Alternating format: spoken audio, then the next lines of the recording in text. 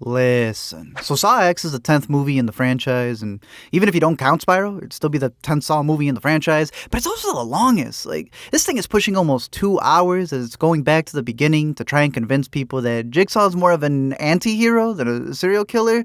There's even a point where they try to pitch this man as a life coach. I help people overcome inner obstacles. Now, I don't know if this movie's going to make disciples of those who already don't like these movies, but for the Saw fans, like, they brought back the intro gears in 4K, they upped the traps. It's somehow both a reboot where you don't need to know anything about all the other ones, but also a sequel where you kind of have to have at least seen the first 4. But I'd also argue that this is one of the goofiest ones, since Lionsgate put out an official Cribs trailer with Billy the Puppet. Thank you for visiting my Korean. So while it doesn't break the top 3 for me, it's still my top half of the Saw movies. Let me explain. So the movie opens up on John Kramer, who hasn't aged a day, getting a CAT scan since this movie takes place early on in the timeline when he was still getting treated for cancer. This, in our mind, is really Saw 2. This movie happens weeks after the end of Saw 1. We then see him in a group therapy session where he meets a Henry Kessler, who he runs into months later and gives a testimony about his remission after seeing a doctor overseas, who was actually mentioned back in Saw 6 when Kramer got denied by his insurance. This is a doctor in Norway. He's got a 30 to 40% success rate with gene therapy. And, well, yeah, we know how that ended up for him. The doctor mentioned is a dude named Finn Peterson who has his own, drug cocktail and a surgery that's supposed to be a miracle cure with a 98% success rate, at least according to his .net. According to him, that's what caused the government and Big Pharma to go after him, so now they're running operations out of Mexico. And it's funny that while John Kramer's supposed to be this guy who puts together the most intricate traps out there, this dude is typing with his index finger. There is one point before he hops on his Aeromexico where he sees a janitor stealing from a patient in a coma that leads to John brainstorming what I thought was the best trap in the movie, where he punishes this dude for his sticky fingers by making him snap off all of them to free himself, or else it vacuums his eyes. Well, he has his eyes on him. And the trick was on us because it ended up being all a daydream, but I would still put it as my favorite trap of the movie. Eventually, the daughter of the doctor calls him up to meet in Mexico, so after writing his will and testament, he flies in and takes a taxi halfway before a van pulls up to kidnap him in the middle of a dirt road, who then actually takes him to where he was going to, so I guess that's how Google Maps works in Mexico. MapQuest, since it is the early 2000s. He meets a doctor at an abandoned chemical factory where the daughter is now running things. That's where he also meets a girl named Gabriella who claims she was also saved through the surgery. There's the nurse Valentina, the surgeon, the anesthesiologist, and then a random little kid named Carlos who plays soccer outside till the third act of the movie. You're in very good hands with us. They perform the surgery on John but hide the operating screen from him, so you know something fishy is up. But the next day, this man wakes up like he just beat the game of life and is cured.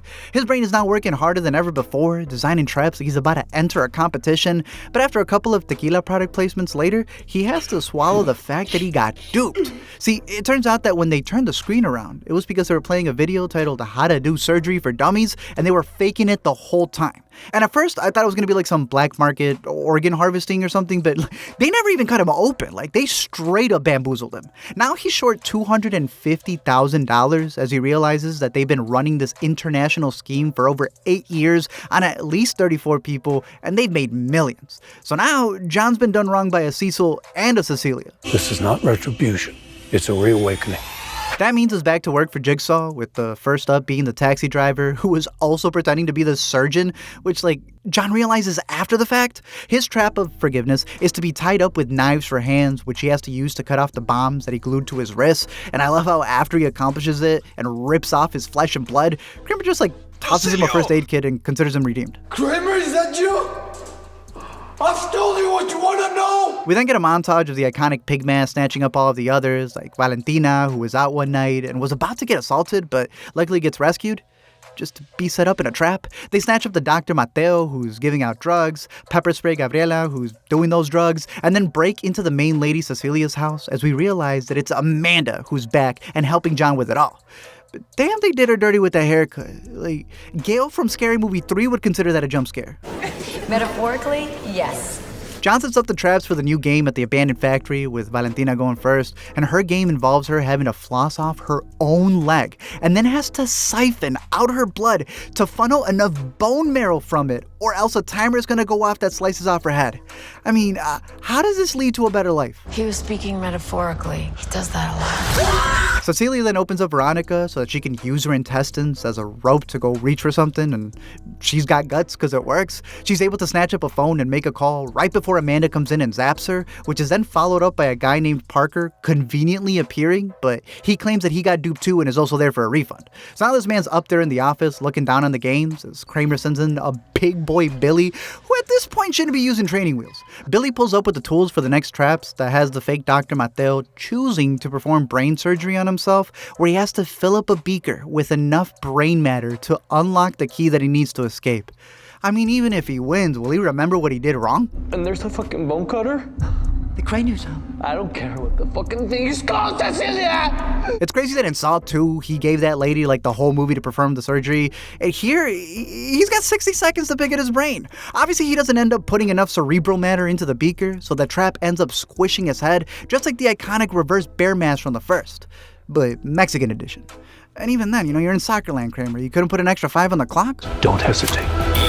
Next up is Gabby, who's chained up diagonally with one arm and foot dangling her in front of a machine that's shooting out worse radiation than what John got from his chemo. Her fun little game involves her having to break her foot and arm in order to get away from the ray gun, but Cecilia did her dirty because she convinced her to hit her leg first so that she can get it out of the chain, which then left her dangling right in front of the ray gun, so she should have chosen the other limb first. I did it! We're saved! What's wrong? Wrong foot. She actually does make it out, toda chueca, but she survived, and it was also a nice note to see how Amanda had a soft side for her since they're both addicts who end up in Kramer's games. But sadly, only one of them is getting more sequels. Everyone deserves a chance. You should know that more than anyone. For whatever reason, this is when Parker pulls out his gun and says enough is enough, revealing that he wasn't an ex-patient, but says he's current man. Somehow, this lady's figured out that John Kramer is the jigsaw killer as she snaps Gabby's neck after beating her trap and reveals to Kramer that she planned for his games to take out all of her loose ends so she didn't have to split the money. Now, one, how did Kramer not know this when he was Googling her at the start? I have no idea. But two, Cecilia's pretty much a mirror to Kramer. She's also a mastermind running her own little games with followers who do all of her bidding. Kramer has Amanda who likes him and does all the dirty work, just like Cecilia has Parker, who's pretty much her puppy. They both work out of warehouses. But the difference is that Kramer claimed he's like a pastor looking out for his disciples and he wants them to be reborn. This lady's ready to offer up hers as a sacrifice. It's almost like he took all of the comments of John Kramer being this bad guy, like he took them all personally, and then they made this movie where he was trying to show you what a worse version of Kramer would be like. I still have a lot of work that needs to be done. Ah yes, just another day in the office. Cecilia then sets up the little soccer kid who is playing outside the entire time they were screaming by trapping him in a seesaw with Kramer, where instead of waterboarding, it's blood, looking like a reverse oil change. And it does get a little goofy here, because at this point they're taking turns drowning each other and him telling the kid no hala so that he could take all of it. And it was just like, John, were you planning for all of this with the kid, with Amanda? Either way, he just unlocks himself because obviously he has another trick up his sleeve, and I guess he just wanted to personally test out one of his traps. I want to play a game. My job is to bring humanity to John Kramer.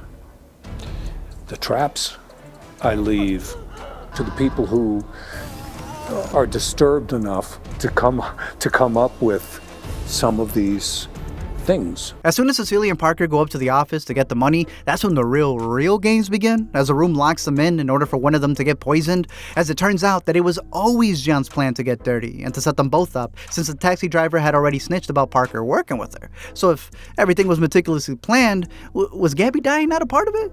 The kid? This 2-hour runtime? In the end, Cecilia leaves her man to die as she survives to see a sequel. The little kid gets all of the co-pays, and they all walk into the sunset, ready to reboot the franchise.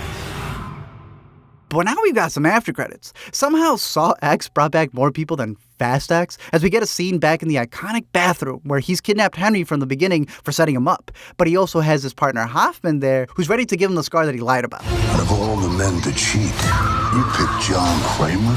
So at this point, it seems they're about to set up another 10 movies before John ever dies in Saw 2, thus rebooting the franchise within the franchise like a spiral, leaving me to wonder when they're going to respawn Adam, since clearly it's never game over for everyone.